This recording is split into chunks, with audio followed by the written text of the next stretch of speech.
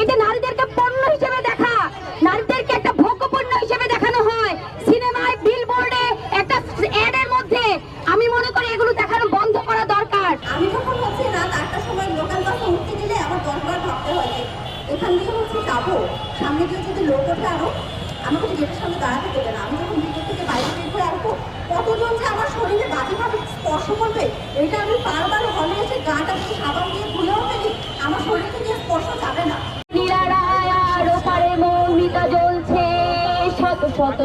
কলকাতায় মৌমিতা ধর্ষণ ও হত্যাকাণ্ডের বিচারের দাবিতে এখন আমরা জানি যে আমাদের গণঅভ্যুত্থানের শুরুতে কিন্তু কলকাতার মানুষরা কিভাবে আমাদের পক্ষে দাঁড়িয়েছিল, এবং আমাদের সারা বাংলাদেশের জনগণের দায়িত্ব যখনই হচ্ছে সারা পৃথিবীতে যখন কোনো নিপীড়নের ঘটনা ঘটে, যখন কোনো হচ্ছে অত্যাচার ঘটে, তখন কিন্তু ভয়েস রেজ করা এটা আমাদের জায়গা থেকেও দায়িত্ব।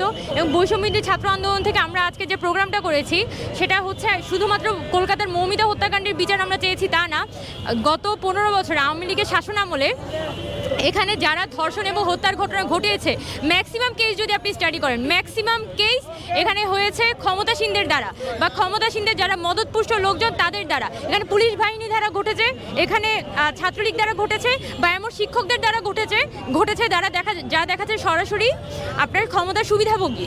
এই কারণে গত 15 বছরে এখানে বাংলাদেশে নারী দিন দিন মানে গত 15 বছরে নারী আসলে অনিরাপদ হয়েছে। এখন এই 5 আগস্টের পরে যেহেতু আমাদের একটা গণঅভ্যুত্থান হয়েছে, আমাদের কি দায়িত্ব? প্রথমত এখানে নারীদের যত ধরনের ধর্ষণ, হত্যা, যৌন নিপীড়নের ঘটনা ঘটেছে সেগুলো তদন্ত সাপেক্ষে বিচার করতে হবে।